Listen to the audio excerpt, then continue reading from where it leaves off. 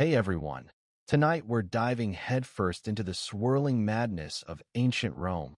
From its chaotic beginnings to the thunderous roar of crowds packed into the sun-baked stone Colosseum. This wasn't just some sports arena. This was Rome flexing its imperial muscles. A place where emperors showed off their power, lions bellowed their fury, and half the spectators missed the best moments because some drunk spilled wine down their toga. Drop a comment below telling me where you're watching from and what time it is there. I'm always amazed seeing our global community tuning in together. Now, kill the lights. Maybe turn on a fan for that soothing background white noise. Let's settle in and take this journey together. Game day in ancient Rome meant one thing for proper citizens: no sleeping in. You'd wake before sunrise, probably thanks to your neighbor loudly debating whether dawn was too early for watered-down wine. Rolling off your rock-hard bed, you'd stretch your stiff limbs and mentally prepare to spend the next 12 hours crammed into a stone stadium with 50,000 sweaty strangers. Why the rush? If you weren't out the door by sunrise, you'd get stuck behind some column next to a guy who brought live chickens, missing all the good bits. Basically anything not obscured by oversized feathered hats. The Colosseum's 80 entrances looked impressive, but were pure chaos. You'd get funneled in with others in your social class, which based on your sandals and general grime level placed you somewhere between barely respectable and technically allowed inside. Senators and patricians got marble benches with shade. You got stone steps, and whatever breeze slipped through the arches. Food vendors screamed about honey cakes, sausage skewers, and suspiciously warm olives along the way. You'd consider breakfast, but didn't want to be holding food when someone elbowed your spleen. Priorities. By the time you reached your seat, if you could call a sun-bleached stone slab seating, you were already sweating buckets. And it wasn't even 7 a.m. yet. You'd adjust your tunic into a makeshift cushion, nudge some kid aside, and plop down. Around you, the stands slowly filled with bleary-eyed citizens loudly debating the day's rumors. Were there really 20 tigers coming? Did that German gladiator actually bite someone's ear off? Was the emperor attending? And if so, would he be in a good mood? No one knew, but you were here. That's what mattered. You'd made it inside before the gates closed and the executions began. You hadn't fainted, lost a sandal, or been trampled yet. By Roman standards, that counted as a perfect morning. Finally catching your breath, the Colosseum's sheer scale would hit you. This place was massive. Like, we could have built schools, but went with this instead. Massive. Finished in 80 CE by Emperor Titus, the guy who decided bread and circuses counted as actual governance. This wasn't just an amphitheater. It was an architectural mic drop, a PR stunt carved in stone. Rome was basically saying, check out our empire. It's so vast we import hippos for sport.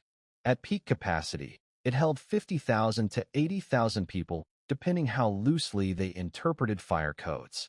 Standing 150 feet tall, with 4 seating levels and more entrances than a modern airport, it was so efficiently designed it could fill in 15 minutes or empty in 10 if someone yelled fire or free wine.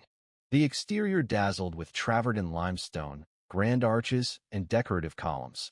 The kind of aesthetic overachievement only an empire that's stolen everyone else's good ideas can pull off. Inside told a different story. You plebs sat on bare stone under the open sky while senators below enjoyed shade, cushions, and breezes created by enslaved palm wavers.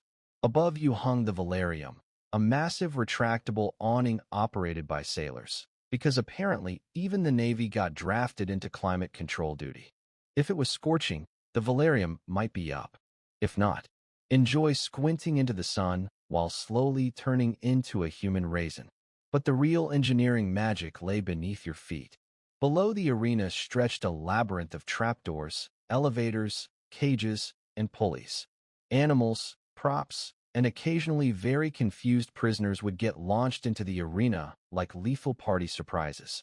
One moment, just sand. The next, 30 flaming chariots and an ostrich wearing a helmet. Pure spectacle, pure strategy, pure flex. Rome didn't build the Colosseum to be practical. They built it so as you sat sweating in the nosebleeds, you'd remember the empire could kill you beautifully. Now that you're inside, sunburnt, and ready for 8 hours of sitting, you face the Colosseum's harshest truth. Your seat screams exactly how little you matter. Seating wasn't general admission, it was a stone-carved caste system.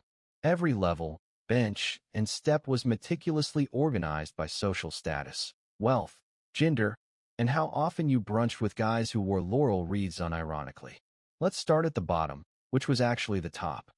The podium level nearest the action was reserved for Rome's elite, senators, magistrates, and priests. They got padded benches, valerium shade, and the smug satisfaction of actually seeing what was happening without squinting. Some even had their names carved into the marble, permanent seating. Imagine being so important your chair has tenure.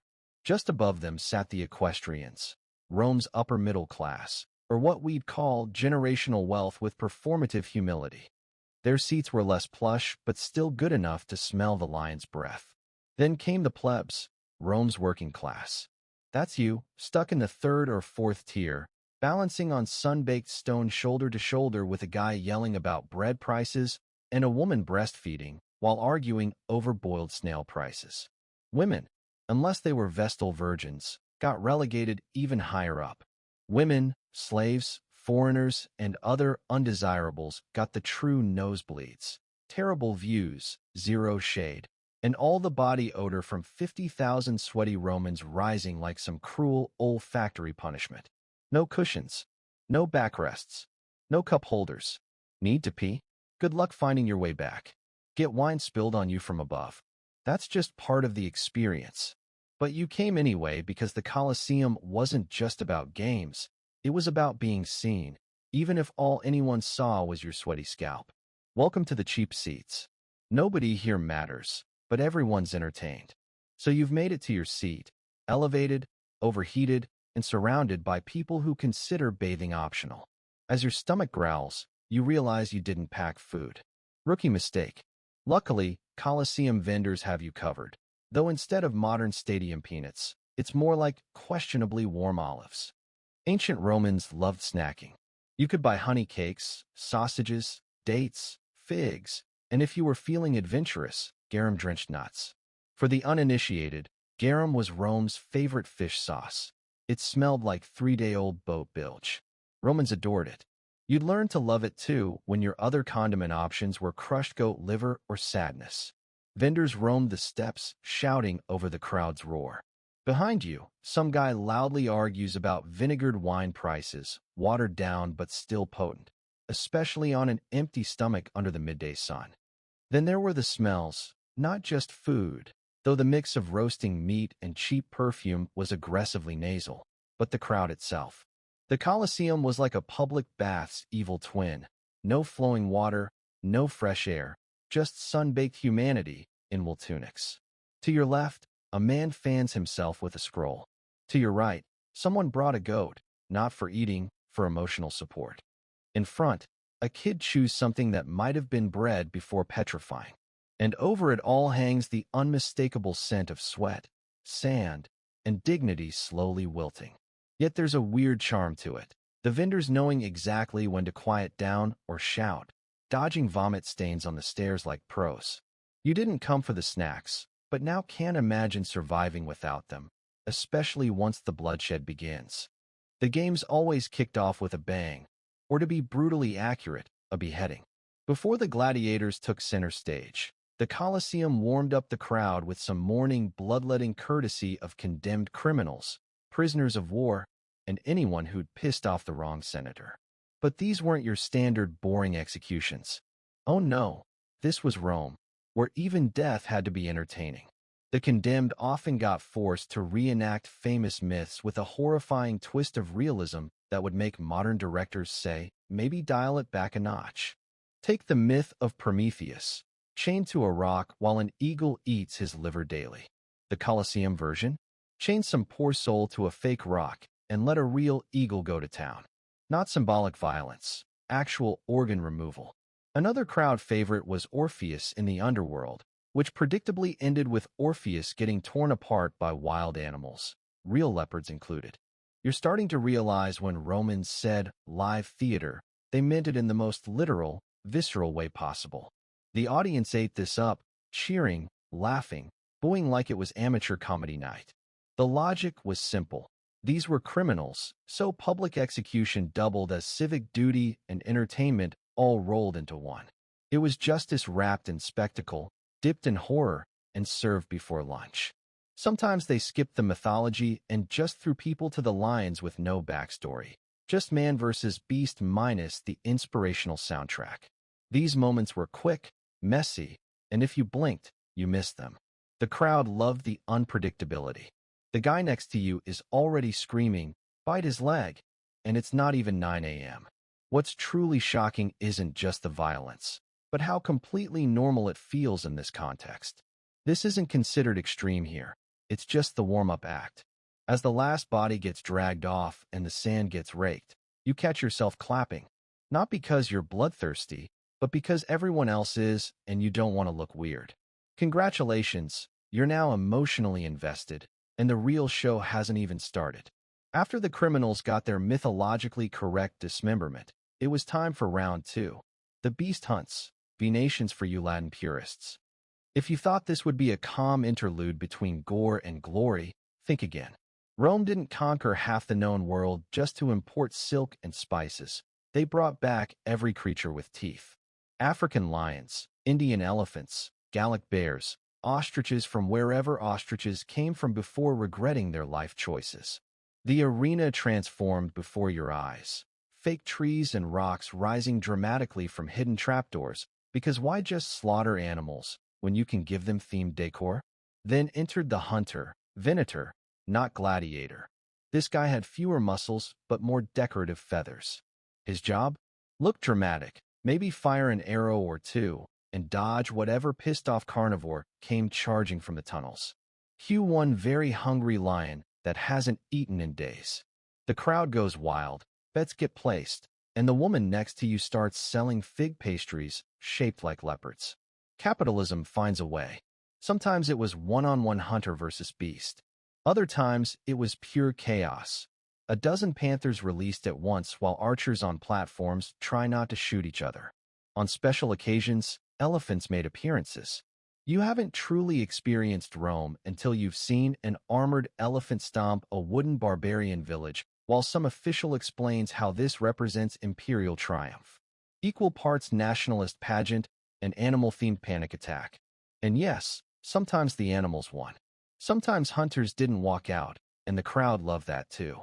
There's something very Roman about cheering for both the hunter and the thing trying to eat him. Eventually the beasts get slaughtered, the props get cleared, and some poor soul with a strong stomach comes to clean up the morning's leftovers. You take a deep breath because next up, actual humans fighting each other for your entertainment. The crowd hushes, trumpets blare, somewhere a nervous goat bleats. It's finally time for what everyone's been waiting for, the gladiators. Forget the criminals and leopards. This is the main event where trained professionals turn each other into decorative stains on the sand. If the beast hunts were breakfast, this is the roasted meat platter of the day with a side of existential crisis. Gladiators weren't just fighters, they were celebrities. Think modern athletes, but with more scars and worse healthcare. Some were slaves, some were volunteers, some were nobles going through a phase. All knew how to make an entrance. And what an entrance it was, emerging from shadowy tunnels like lethal rock stars, or maybe like livestock that learned choreography. Their armor gleamed, helmets sparkled, swords flashed. The crowd erupted, kids screamed, someone threw flowers, and you cheer too because peer pressure is eternal. An announcer, yes, they had those, boomed out names, origins, and fighting styles. The retiarius with his net and trident. The secutor with his smooth helmet and short sword. The Murmillo with his fish-crested helmet that won no fashion awards. Each pairing was carefully curated for drama. Big versus small, fast versus armored, local hero versus imported psycho. This was Bloodsport with casting direction. Then the fight began, not just wild swinging but strategy, rhythm, feints, and parries. Some fights ended quick, one bad step, one clean stab. Others dragged on as fighters circled like angry ballerinas in iron shoes. The crowd lived for it, gasping, cheering, shouting terrible advice from the cheap seats. Go for the neck. Use the net. Stop tripping on your own shield, dumbass. You're on the edge of your stone seat because even from up here, you feel the tension. This isn't abstract entertainment. These men are fighting for survival, fame, and simply not dying today. And the crazy part? It's still only midday. As you settle in for more organized mayhem, you start noticing something. Not all gladiators look the same. Because Rome didn't just want fighting. They wanted categories, themes, and stylistic bloodshed. This was less brawl, more violent fashion show. Each gladiator type had distinct looks and fighting styles. The retiarius, light armor, no helmet, armed with net and trident, basically a pissed-off fisherman. Their natural enemy? The secutor, the anti-fisherman with streamlined helmet to avoid net snags. The murmillo was the tank, big shield, big helmet, basically an armored ox that took fencing lessons. Their fish-crested helmets looked ironically delicious to the trident guys. Then there were threses, hoplomachy, dimicari, each with their own deadly mix of swords, spears, and reckless bravery. The audience had favorites, not always the best fighters, but the most dramatic. The posers, the roarers, the guys who shouted cool one-liners before attacking. One legend even saluted the emperor with a spin move before dying 5 minutes later. But what an entrance! The weapons were real, the blood was real, and the applause was deafening. You half expect the guy next to you to throw his sandals into the arena from excitement. Yet there's something weirdly elegant about it all. Footwork matters, technique matters. Because in the Colosseum, dying was expected. But dying with bad form? That was unforgivable. So the fight's over. One gladiator stands victorious, sweaty, breathing hard. The other sprawled in the sand, bleeding out and reconsidering his career choices. Now what? Well, that depends entirely on one man's mood, the emperor himself.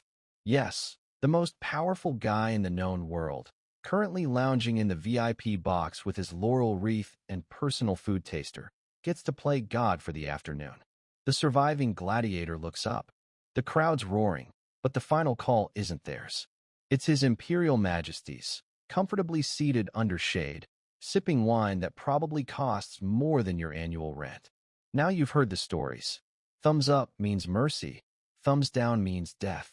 But like most things Roman, it's more complicated than that. Some historians think it was actually the reverse. Others believe the emperor just waved vaguely and hoped people got the hint. Either way, the wounded man staring up at that royal box with the desperation of someone realizing popularity contests are literally life or death here. If the emperor's feeling generous, or if the downed gladiator put on a particularly good show, he might get spared. The crowd might chant mitt.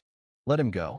If he was boring, clumsy, or worst of all, a foreigner who didn't smile enough, the crowd would scream, Ugula. Kill him. And the emperor? He might listen, or he might shrug and signal death while reaching for another honey cake. Sometimes the crowd sways the verdict. Other times the emperor uses it as a political stunt, looking merciful for the plebs or decisively brutal for the senators. It's public relations through bloodsport.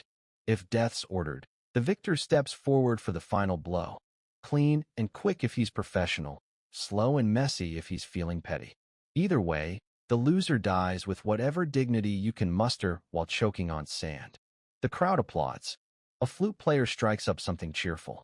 Slaves drag the body away and rake the bloodstains smooth. Then on to the next match, because nothing keeps the empire running like tight schedules and loose definitions of mercy.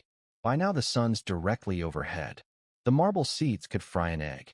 The guy next to you is slowly melting into his tunic. But you're still here because, damn it, you're committed to watching men stab each other even if you pass out from heat stroke. Welcome to intermission, or as Romans called it, not dying of dehydration before the next death match. There's no halftime show unless you count the guy hawking lukewarm pasca, vinegar water that could strip paint. Vendors reappear magically louder than before, selling wine, suspicious olives, and mystery meat skewers. Meanwhile, slaves rake the arena floor, cleaning up any leftover limbs the morning crew missed. The smell? Imagine a petting zoo crossed with a locker room and an open grave. Try not to breathe deeply. People use this break to socialize. Senators stretch. Nobles debate which gladiator had the best abs. You overhear one man explaining to his wife that the lion clearly deserved to win, while she nods and fans herself with a wax tablet. Up in the cheap seats, someone faints. Nobody moves, not out of cruelty, but because everyone's one faint away from joining him. If you're lucky, the Valerium, that massive sail-like awning, is extended today, offering patchy shade. If not, enjoy watching your own shadow crisp like overdone toast. Eventually trumpets sound. The groggy masses stir. The guy who fainted gets revived, possibly via bucket. The games resume. You're parched, sunburnt, and halfway to delirium. And yet you wouldn't leave early because in the Roman Colosseum, you didn't just watch history, you sweated directly into it. Just when you think you've seen everything, lions, leopards, gladiator guts, Rome hits you with something even more absurd, a naval battle. Yes, inside the Colosseum. No, you're not hallucinating, though that vinegar wine isn't helping. This wasn't everyday entertainment. Flooding the arena was expensive, dramatic, and logistically insane, which made it perfectly Roman. It showed off not just military might, but engineering arrogance at its finest. Why not turn our stadium into a lake? They thought. We've got slaves for that. To pull this off, workers removed the arena floor or never installed it during early shows. Aqueducts and drains flooded the space with real, ship-worthy water.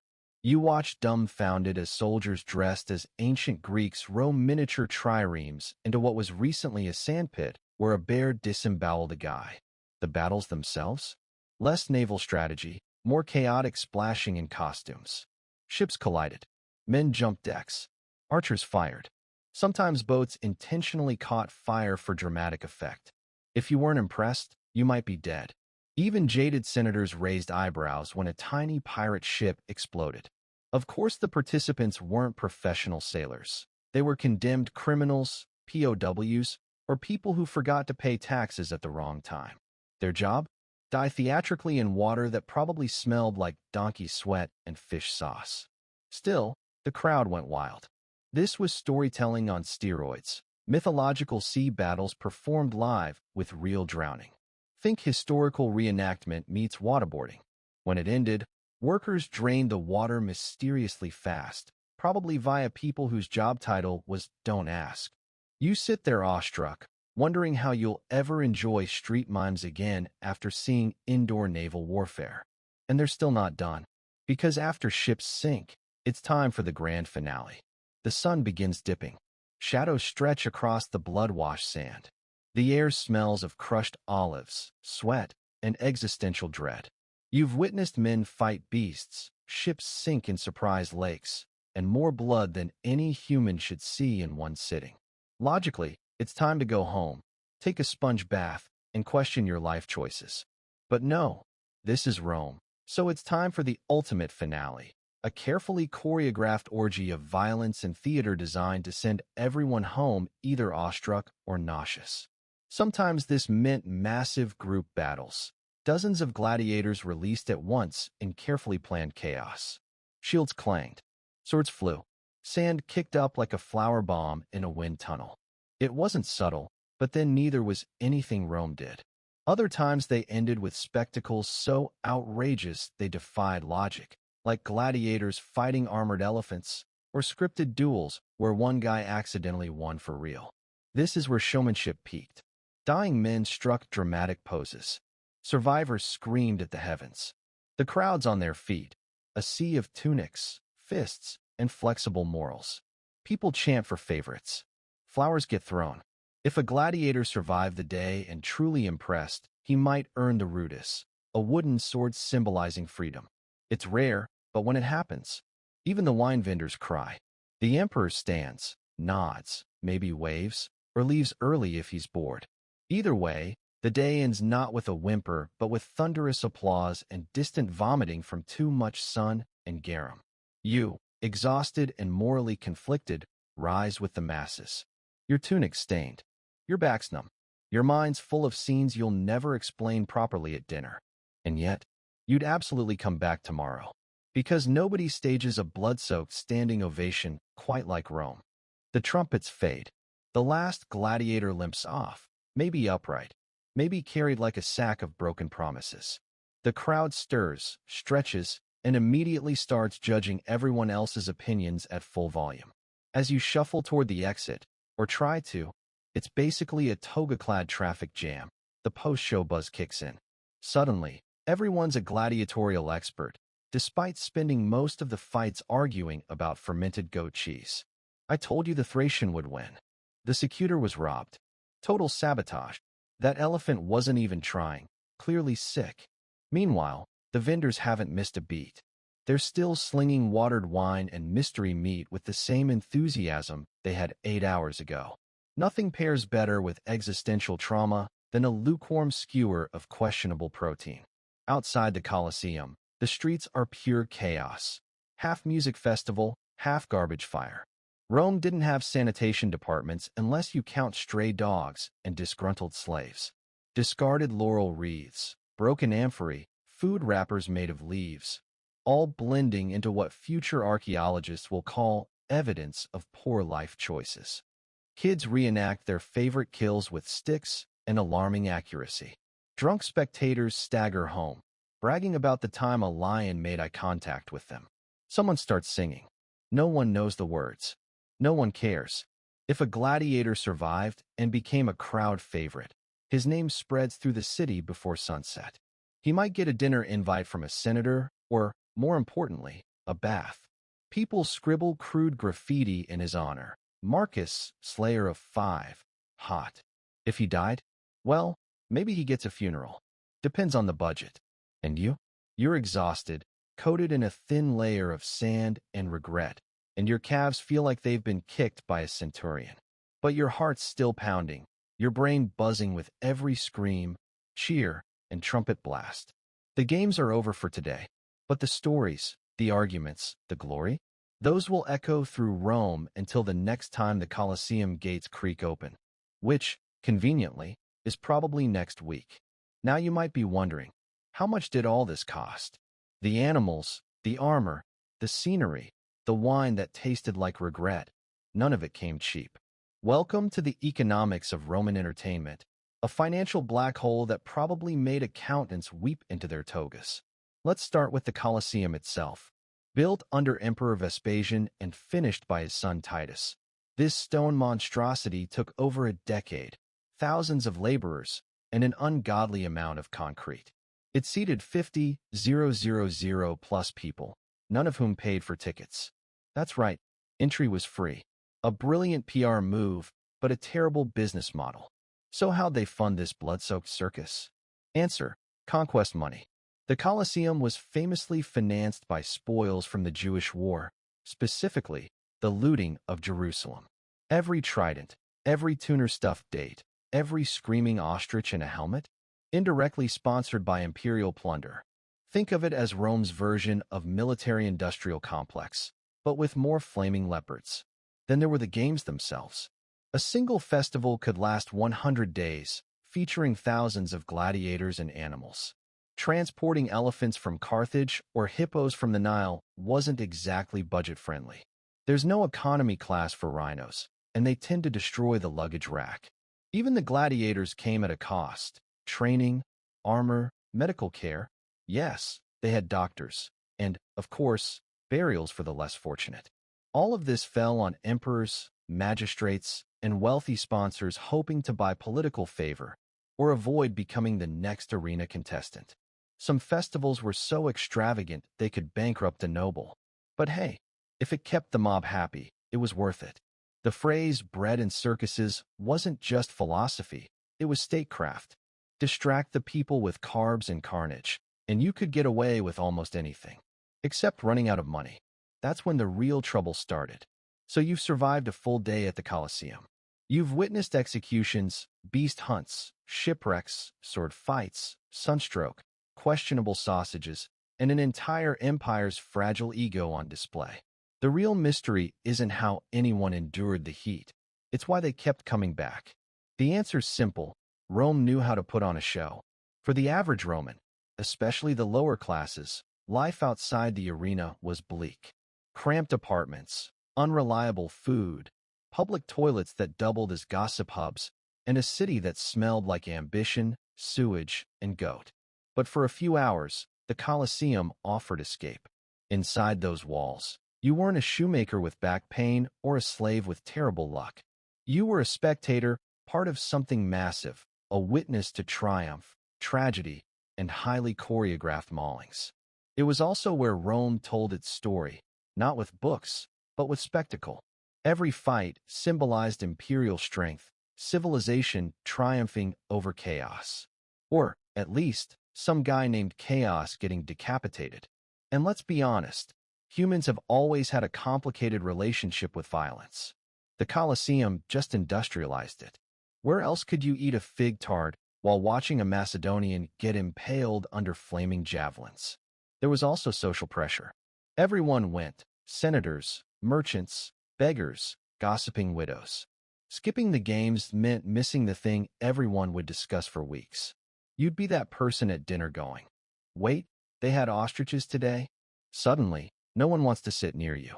And finally, the simplest reason: it was free. You could complain about the noise, the blood, the flaming boats, but your wallet stayed untouched. Rome might have been built on conquest and taxes, but it knew how to buy loyalty with deadpan pageantry. So the people kept coming, for the thrill, for the story, for the chance to forget, just for a moment, that outside the arena, they were at the mercy of senators and sewer rats. Inside, they were spectators. And in Rome, that was the closest most people ever got to power. Imagine a medieval town before guilds rose to power. The year is 1100. The air reeks of smoke, sweat, and horse dung.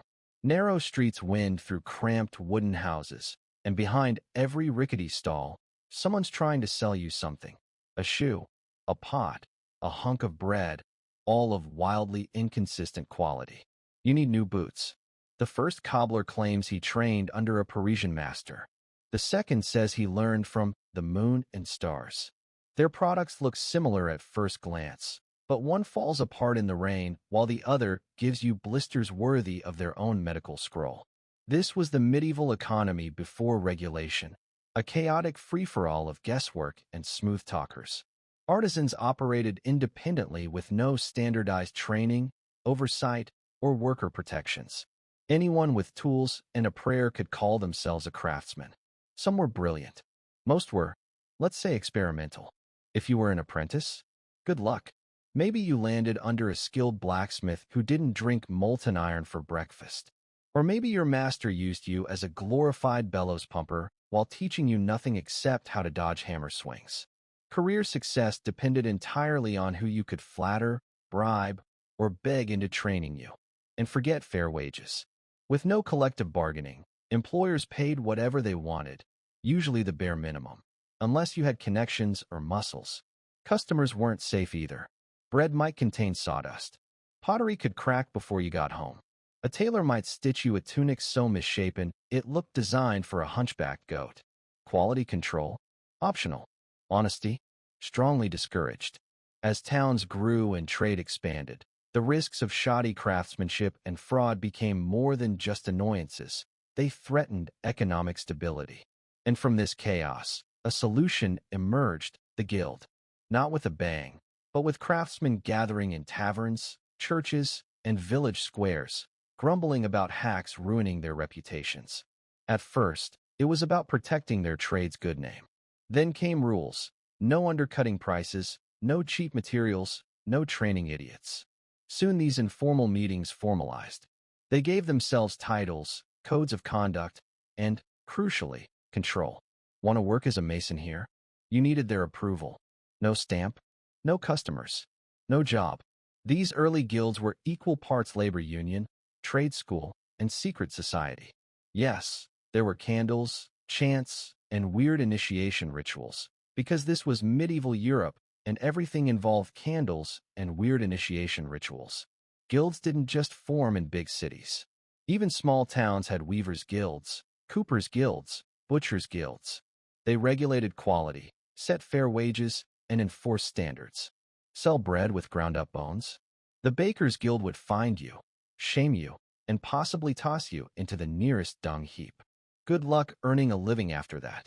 For workers, guilds became lifelines. If you were poor but skilled, they offered a path upward. Start as an apprentice, train under a master, eventually create your masterpiece, a literal test project to prove your worth. Towns loved them too. Better products, less fraud, stronger economies. And let's not forget, guilds could be taxed. No system thrives unless someone's getting paid. By the 12th century, guilds weren't just common, they were powerful. They set prices, controlled markets, and in some towns held more influence than the mayor. Cross them? That's when things got serious. Joining a guild wasn't as simple as declaring, "I make shoes now." No, guilds guarded their trades like dragons hoarding gold. You started at the bottom, apprentice. Typically a boy of 12 to 13, though girls apprenticed in trades like weaving or baking, sent to live with a master. This wasn't just education, it was medieval boot camp. You cleaned forges, ran errands, stirred dye vats, and maybe got to touch actual tools after a year of proving you wouldn't maim yourself. Payment? None. In fact, your family paid the master for the privilege. After 5 to 7 years of backbreaking labor and not accidentally setting the workshop on fire, you could graduate to journeyman. Now mobile, traveling town to town, working for various masters to hone your craft while actually earning wages. But you still weren't a full member. That honor required submitting a masterpiece, a flawless finished product judged by guild elders. Imagine spending months on a single chair, sword, or tapestry, knowing one crooked stitch could send you back to journeyman status. Pass. Congratulations. You're now a master, able to open your own shop, train apprentices, and vote in guild politics. But freedom came with strings. Guild rulebooks were thicker than monastery Bibles. No working outside approved hours. No undercutting set prices. No hiring too many workers. Break the rules? Fines, blacklisting, or worse, public humiliation. Some guilds even had official punishments for shoddy work, including banishment from the town. Every guild had its rituals, patron saints, ceremonial robes, even mascots. Bakers wore white linen and marched behind golden loaf sculptures during parades. Butchers carried ribbon-wrapped cleavers. These weren't just clubs. They were entire subcultures shaping medieval life. Guild halls became the grandest buildings in town. Part meeting house, part court, part tavern, especially after hours. They dictated not just what got made, but how, when, and by whom. Prices were fixed to prevent undercutting. Quality standards enforced. Even the number of workers per master was regulated. The goal? Stability over competition. A guild-run town was an organized town. City governments knew better than to challenge guilds. Most mayors and councilmen were guild members. Elections? Often decided in smoky back rooms of guild halls, not public squares. Some guilds even maintained private armies to protect members and negotiate with authorities. But guilds also functioned as social safety nets, paying medical bills for injured members, supporting widows, funding funerals. In a world without insurance or welfare, the guild was your safety net. And then there were the festivals. Each trade had a patron saint. Bakers venerated Saint Honoré, blacksmiths Saint Eligius, and every saint's day meant feasting, parades, and enough ale to drown a horse. Some guilds held competitive games. Imagine butchers versus tailors in tug-of-war. These weren't just parties. They were public displays of pride, wealth, and power. You could spot the top masters by their velvet cloaks, the most successful guilds by the size of the ox they roasted in the square. Membership meant status. Even a lowly journeyman in a respected guild held his head higher than an independent peasant. Masters ranked among the wealthiest townspeople, their daughters prime marriage material. Social climbing? Marry into a guild family. But it wasn't all pomp and feasting. Guilds fostered genuine brotherhood, and sometimes sisterhood. Members supported each other, paying funeral costs, replacing stolen tools, caring for sick colleagues. The guild calendar structured the year: feast days, saint days, charity obligations. It gave purpose in an uncertain world of war, plague, and famine. In a society where identity was everything, being a guild member defined you, not just your craft, but your place in the medieval order. But as Europe changed, Cracks would form in this carefully constructed system. For all their benefits, medieval guilds weren't exactly warm, inclusive clubs. They became exclusive, elitist, and, once they tasted real power, deeply corrupt. Want to join as a master? Good luck if you weren't the son of a master or didn't have the right connections. That flawless masterpiece you slaved over? Didn't matter if the guild elders just didn't like your face, your family, or your newfangled ideas. In many towns, guilds morphed into hereditary clubs where bloodlines trumped skill. Outsiders, newcomers, ethnic minorities, the poor, found doors permanently closed. You could toil as a journeyman your entire life, never allowed to open your own shop. The guild would keep moving the goalposts. This tapestry's border is 1 centimeter too narrow. This sword's pommel looks funny. This bread lacks soul. They had 100 ways to say no. And if you dared work without guild approval, they'd shut you down, literally. Guild enforcers, yes, that was a job, would smash your goods, chase off customers, or fine you into poverty. In extreme cases, rogue craftsmen got publicly whipped, imprisoned, or exiled. The guilds called it protecting standards. Critics called it a monopoly. Guild masters played dirty politically too. Many bribed officials to maintain privileges, dodge taxes, or crush rival guilds. Blacksmiths might sabotage carpenters. Brewers might rat out bakers. Tailors could rig votes to secure city contracts.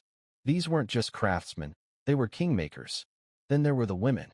While some guilds technically allowed female members, especially in textiles, brewing, and food trades, in practice, women got sidelined. Widows of masters might inherit shops, but rarely gained full membership.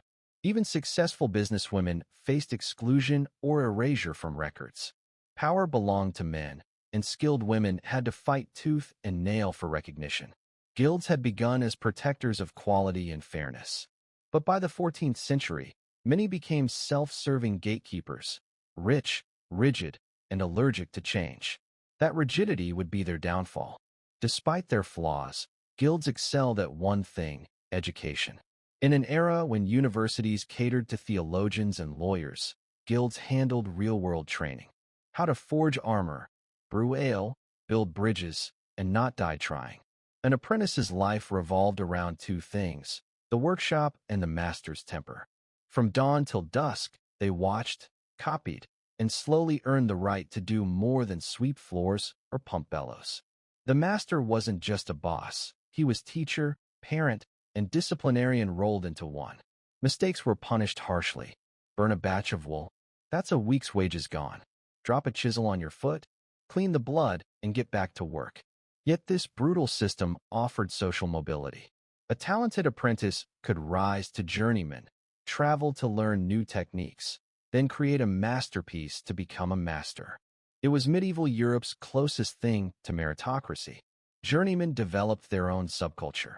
These weren't just workers, but adventurers with tool belts. A young carpenter might trek from Cologne to Venice, collecting skills and stories in smoky taverns. In Germany, these wanderings became formalized as the Wanderjahr, requiring years of travel under strict codes. But guilds were clever. They created closed knowledge loops. Only members learned certain techniques: dye recipes, forge temperatures, brewing ratios. Want the trade secrets? You had to join the guild. No YouTube tutorials, no DIY manuals, just a grizzled master with strong opinions and a scarred cheek. This system ensured skills stayed in the guild family. It produced generations of competent craftsmen but kept outsiders out. Still, for those who got in, the guild was the ultimate school of hard knocks, with lifetime job security at the end. To truly understand medieval guilds, you must see them not just as unions or businesses, but as entire cultures. Guild membership didn't just shape your work, it defined how you worshipped, who you married, how people judged you. Guilds had patron saints, coats of arms, even mascots. Bakers wore white linen and marched behind golden loaf statues during parades. Butchers carried cleavers wrapped in ribbons. These weren't just festivals, they were displays of pride, hierarchy, and wealth. Spot the top masters by their velvet cloaks, the richest guilds by the size of the ox they roasted publicly. Status mattered. Even a low-ranking journeyman in a respected guild outranked an independent peasant. Masters ranked among the town's elite, their daughter's prime marriage material. Social climbing? Marry into a guild family. Guilds also fostered brotherhood and rare sisterhood. Members supported each other, paying medical bills, replacing stolen tools, funding funerals. If you got sick, the guild helped. If your house burned down, they sent aid. In a world without welfare, the guild was your safety net. The guild calendar structured the year: feast days, saint days, charity obligations. Members attended mass together, donated to the poor, celebrated their trade's legacy. It gave rhythm to lives ruled by uncertainty, war, and plague. In a society where identity was everything, being a guild member told the world who you were, not just your job, but your place in the medieval order. But as Europe changed, the world began asking, could that order survive? By the late 15th century, cracks appeared in guilds' foundations. The medieval world was shifting, and guilds, once engines of innovation, now looked like relics. First, populations boomed. Cities expanded. New towns emerged overnight. Guilds designed for small communities struggled to control this growth. Their rules couldn't handle floods of new workers, goods, and, worst of all, ideas. Then came the merchants. While guilds made things, merchants moved them, and they cared about profit, not tradition. They formed powerful trade leagues, shipping cartels, banking dynasties. Unlike craft guilds, these groups prioritized efficiency over purity. The Renaissance didn't help. Suddenly, thinkers questioned everything: religion, monarchy, even old trade hierarchies. Critics called guilds stiflers of progress. Too rigid, too secretive. The printing press spread techniques freely, bypassing guild control entirely. But the death blow came from capitalism. Entrepreneurs opened large workshops outside guild control, hiring unskilled laborers to mass-produce cheaper goods. No masterpiece required. This early industrialization made guilds' apprentice journeyman master ladder seem painfully slow. As kings centralized power, they broke guild monopolies. Charters got revoked. Privileges stripped. Some guilds were banned outright. Guilds tried adapting. Some merged, some modernized, some begged for royal favors. But the tide had turned. By the 18th century, many became ceremonial fossils. They still wore robes, held feasts, gave speeches. But real economic power had moved elsewhere. What began as revolutionary, order and quality in chaos, had become what it once fought, a barrier to progress. Yet their legacy didn't vanish. It simply evolved. The guilds may have faded, but their fingerprints never truly vanished from European society. Like stubborn stains on a medieval tapestry, their influence lingered, sometimes in plain sight, sometimes woven into the very fabric of how we work and trade today. Take apprenticeships. That system of learning by doing, of progressing from novice to master. It never died. It just evolved. Modern trade schools, internships, even medical residencies all follow the same basic blueprint. Start at the bottom, prove your worth, climb the ladder. The terminology changed. Apprentice became intern, but the concept remained. Some German and Swiss trades still use the exact medieval terms: Lehrling, apprentice; Gesell, journeyman; Meister, master. Because why fix what isn't broken? Then there's quality control. Guilds didn't invent standards, but they perfected the art of enforcing them. Today's ISO certifications, FDA approvals, and artisan labels, all descendants of the guilds' "this bread won't poison you" stamp. The difference? Instead of a burly blacksmith inspecting your sword, it's a clipboard-wielding bureaucrat judging your factory's ventilation. Progress. Labor rights also trace back to guilds. The idea that workers deserve fair wages, safe conditions, and collective bargaining didn't spring from thin air in the 19th century. Medieval guilds fought, often violently, for those principles, just with more torchlight and fewer HR departments. Modern unions inherited that spirit, minus the ceremonial robes and patron saints. Even our obsession with artisanal and handcrafted owes debt to guilds. That hipster baker charging $12 for sourdough? The brewer naming beers after obscure saints? They're channeling guild-era marketing, just with Instagram aesthetics instead of town criers. But Guild's deepest legacy might be in how we organize professions. Lawyers have bar associations. Doctors have medical boards. Plumbers have licensing exams. All are essentially guilds and suits, regulating who gets in and who stays out. The rituals changed, swear this oath, replaced kiss this relic. But the exclusivity remained. Some traditions survived intact. In Germany, journeymen still embark on Wanderjahr, years of travel to hone their craft. They wear historic uniforms, carry walking sticks, and rely on guild-affiliated workshops for lodging. It's part vocational pilgrimage, part medieval cosplay, and entirely proof that nostalgia sells. Even the concept of a masterpiece endures, not as a life or death test, but as that one project you pour your soul into. The thesis, the debut album, the startup that might finally impress your dad. The stakes are lower, no exile if you fail, but the drive remains, prove you belong.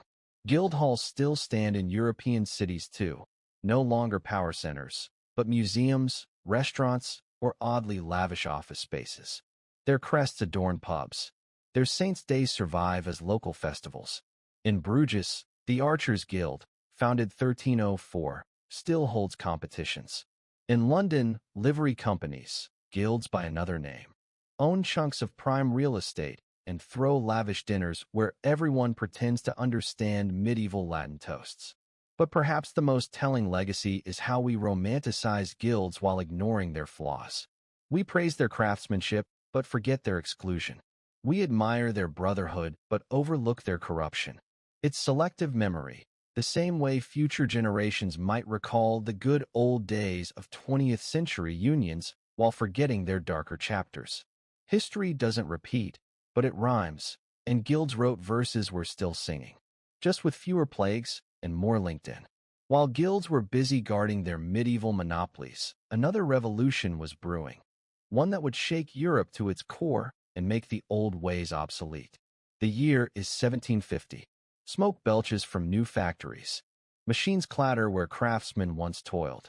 And in bustling port cities, merchants count coins from trade routes that stretch across oceans the guilds never dreamed of crossing.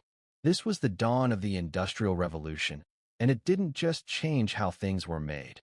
It rewrote the rules of work itself. Guilds had thrived in a world where slow meant quality.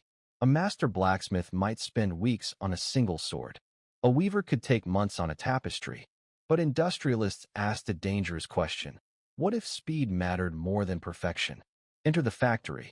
These sprawling, soot-stained temples of efficiency didn't care about masterpieces. They wanted output. Why train one apprentice for 7 years when you could hire 10 unskilled laborers tomorrow? Why hand-carve furniture when machines could stamp out chairs by the hundred? Guilds scoffed until they realized the factories weren't just competition. They were annihilation. The factory system didn't just bypass guilds, it mocked their values. Where guilds prized tradition, factories worshipped innovation. Where guilds enforced standards, factories prioritized profit. Where guilds nurtured craftsmen, factories treated workers as replaceable cogs. It was a collision of worlds, and the guilds were losing. Work itself transformed. No longer did a single artisan see a product from start to finish. Now, the factory floor sliced labor into mind-numbing fragments. One worker tightened bolts, another painted panels, a third packed crates. Specialization became so extreme that some workers spent entire lifetimes performing one motion. Pull this lever, turn this screw, stitch this seam, until their bodies broke. Guilds had demanded skill. Factories demanded endurance. Wages plummeted. With no guilds to set minimums, factory owners paid starvation rates. Children as young as 6 crawled into mines or dangled over whirring machinery. Safety? A luxury. Breaks? A myth. A weaver who once took pride in his craft now operated 6 looms simultaneously, deafened by noise, lungs full of cotton dust. The masterpiece was dead. The shift was born. Cities swelled with desperate migrants, former peasants, bankrupt craftsmen, war refugees. all surging toward factories like moths to a flame. Manchester's population exploded 340% in 60 years. London became a smog-choked monster of 3 million souls. The guild's orderly little world of apprentices and journeymen, smashed by the tidal wave of industrial capitalism. Yet for all its horrors, industrialization brought miracles too. Prices dropped.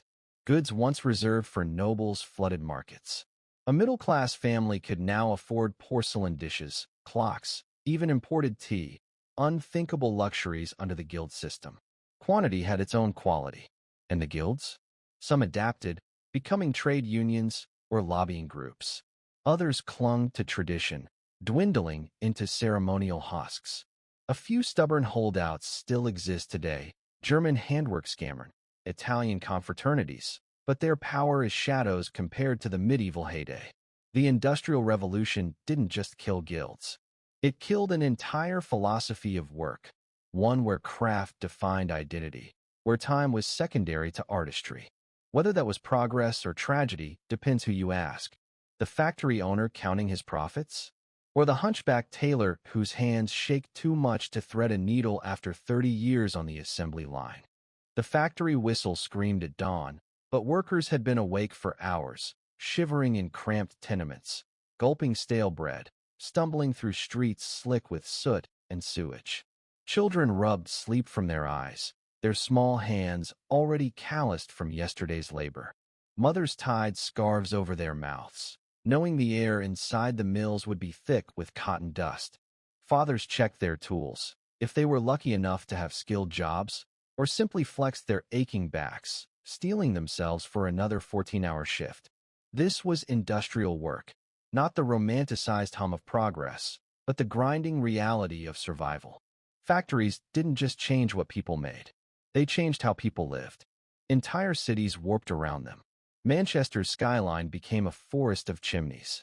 London's East End festered with slums where families crowded into single rooms, paying exorbitant rents for the privilege of living within walking distance of the docks or textile mills.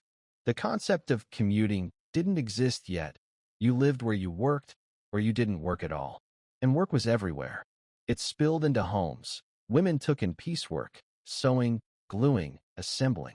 It consumed childhood. Boys scavenged coal from slag heaps. Girls sold matches on frozen streets. It dictated time itself, no longer by the sun or seasons, but by the factory clock. Bells regimented life. Start, break, end, repeat. Sundays were for church and exhaustion. Wages were a cruel joke. A skilled machinist might earn enough to keep his family fed, barely. An unskilled laborer? Half that. Women earned half of that. Children? A few coins, if they were paid at all. Some factories operated on the truck system, paying workers in vouchers redeemable only at the company store, where prices were inflated and choices non-existent. You could work your entire life and never touch actual currency. Safety was a myth. Machines had no guards. Fires raged unchecked. Textile workers lost fingers to looms. Miners choked on coal dust. Construction workers plummeted from scaffolds. The lucky ones died quickly. The unlucky lingered, crippled, coughing, begging at the factory gates they once entered with strong limbs. And when workers dared protest, the response was brutal. Strikes were illegal. Unions were banned. Soldiers bayonet crowds demanding livable wages. The Peterloo Massacre of 1819 saw cavalry charge into 60,000 peaceful protesters in Manchester, killing 15 and injuring hundreds, all for demanding the right to vote and fair pay. The ruling class called it restoring order. Workers called it murder. Yet from this misery, resistance grew. The first labor unions formed in shadows, secret meetings in taverns, coded messages, oaths sworn on Bibles. They were small, fragile, and constantly hunted. Membership meant risking jail, blacklisting, or worse. But the desperation was stronger than the fear. Early victories were tiny but monumental. A factory here agreed to shorten hours. A mine there stopped employing children under 8. A dockyard permitted, gasp, lunch breaks. Each win was a crack in the system's armor. Then came the reformers, not all saints, but loud enough to matter. Robert Owen, the Welsh factory owner who proved treating workers humanely increased profits. Friedrich Engels, whose The Condition of the Working Class in England exposed industrial horrors to a shocked middle class. Karl Marx, who argued the entire system was built on exploitation. Their ideas spread like wildfire in pubs and pamphlets. Governments resisted, but pressure mounted. The 1833 Factory Act, weak as it was, banned children under 9 from textile work and limited those under 13 to only 9-hour days. Progress? By Victorian standards, yes. By human standards, pathetic. But it was a start. Slowly, painfully, labor rights advanced. Unions won recognition. Wages inched up. Workdays shrank from 16 hours to 12 to, eventually, 10. Child labor laws spread. Safety regulations appeared, however flimsy. It wasn't revolution. It was reform, patchy, reluctant, and constantly under threat. But it proved something vital. Workers could fight back. The Industrial Revolution's greatest contradiction? It made life better and worse simultaneously. Better, mass production slashed prices. Ordinary people could afford goods once reserved for nobles: watches, books, factory-made clothes. Literacy rates soared as cheap paper and printing made education possible for the poor. Railways shrank distances, steamships connected continents, telegraphs collapsed time. Medicine advanced. Life expectancy crept upward if you survived childhood. Worse, the human cost was staggering. Cities became death traps, overflowing cesspools, cholera epidemics. Air so thick with coal smoke that street lamps burned at noon. Workers aged decades and years, their bodies broken by toil. Children stunted by malnutrition and labor. Families torn apart as parents and kids worked opposing shifts, strangers under one leaking roof. For every middle-class clerk enjoying tea in a new suburban villa, there were 10 scavengers picking through rubbish heaps. Progress, it seemed, had a hierarchy, and the factory floor was its basement. Yet industrialization also birthed something unexpected: class consciousness. For the first time, workers across trades saw themselves as one. Not weavers or miners or dockers, but the working class. Shared misery bred solidarity. Shared anger fueled movements. And from that unity came real power. The guilds had been exclusive clubs protecting their own. The unions, flawed as they were, fought for all. That shift changed everything. The 20th century arrived not with a whisper, but with the deafening roar of assembly lines and the rhythmic clatter of typewriters. Work had transformed yet again, no longer just about muscle and sweat, but about speed, precision, and the relentless pursuit of efficiency. The factory floor had birthed a new god: productivity.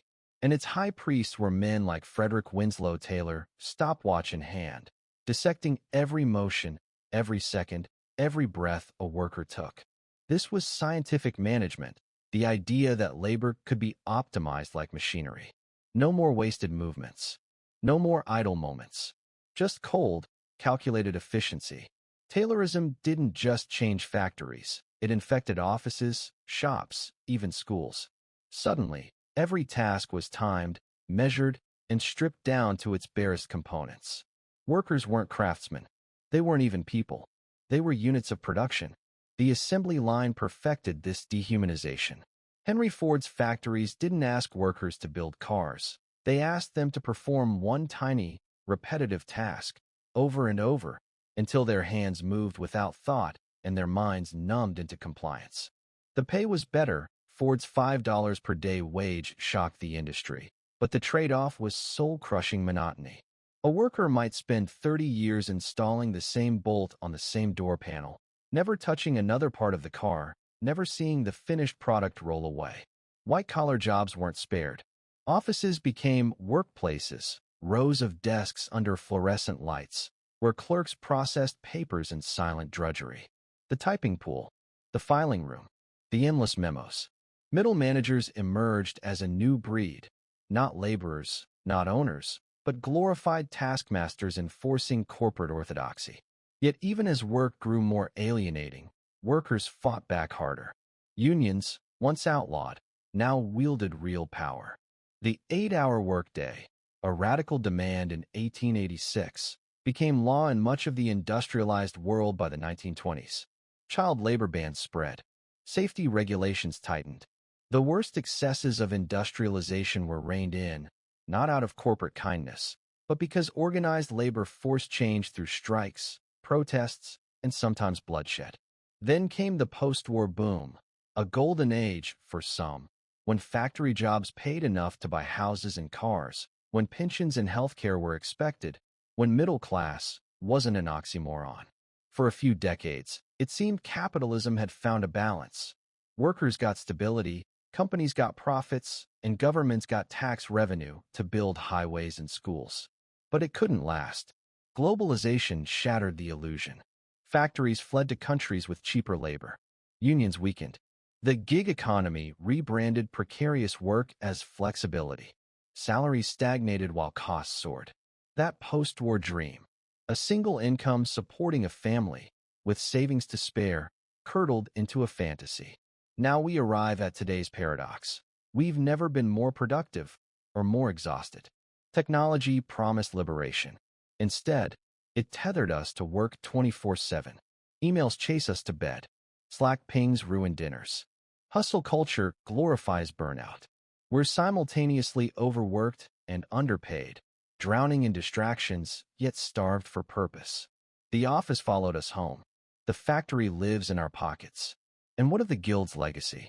It's there, in our lingering respect for craftsmanship, in trade schools teaching skills corporations won't, in the way we still say masterpiece for a life's best work. But it's also there in what we've lost, the pride of creating something start to finish, the dignity of being irreplaceable, the community of shared purpose. Perhaps that's why artisanal bread and handmade furniture command such prices today. They're not just products. They're rebellions against disposability, against the tyranny of good enough, against a world that values speed over soul. The history of work is a pendulum, swinging between exploitation and empowerment, between treating humans as machines and honoring them as creators. We're overdue for a swing back toward the latter, because work shouldn't just sustain life. It should be living.